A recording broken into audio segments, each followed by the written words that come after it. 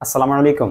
শেখ হাসিনা দেশে থাকলে তার লাশ খুঁজে পাওয়া যেত না বলে মন্তব্য করেছেন বিএনপি চেয়ারপারসনের উপদেষ্টা হারুনুর রশিদ। শনিবার 21 সেপ্টেম্বর বিকেলে চাঁপাইনবাবগঞ্জ জেলা যুবদলের আয়োজনে এক মতবিনিময় সভায় তিনি এসব কথা বলেন। হারুনুর রশিদ বলেন, গত 15 বছরে আওয়ামী লীগ দেশের সব প্রতিষ্ঠানকে ধ্বংস করেছে। এখনো দেশের বিরুদ্ধে নানা রকম ষড়যন্ত্র বিদ্যমান, তবে আমরা ঐক্যবদ্ধ থাকলে যে কোনো ষড়যন্ত্রের দাঁত ভাঙা জবাব দেওয়া সম্ভব।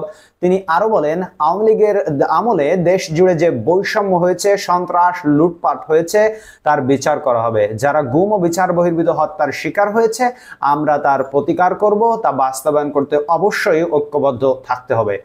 বিএনপির এই নেতা বলেন, আমরা আওয়ামী সরকারের গুম, হত্যা ও মিথ্যা মামলার বিষয়ে জানি, তবু আমাদেরকে ধৈর্য ধারণ করতে হবে। কোনো অবস্থাতেই আইন নিজের হাতে তুলে নেওয়া যাবে না।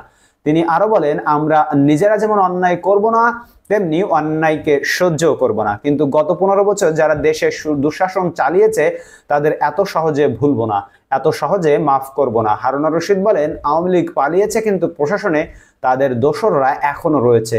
তাদেরকে চাকরি থেকে বহিষ্কার করতে হবে। যতক্ষণ না তাদেরকে সরানো হবে, ততক্ষণ শৃঙ্খলা ফিরে আসবে না। বন্ধুরা, বিএনপির চেয়ারপারসনের উপদেষ্টা হারুনুর রশিদের মন্তব্যকে আপনি কি সমর্থন করেন? তিনি যেটা বলেছেন, শেখ হাসিনা দেশে থাকলে লাশ খুঁজে পাওয়া যেত না।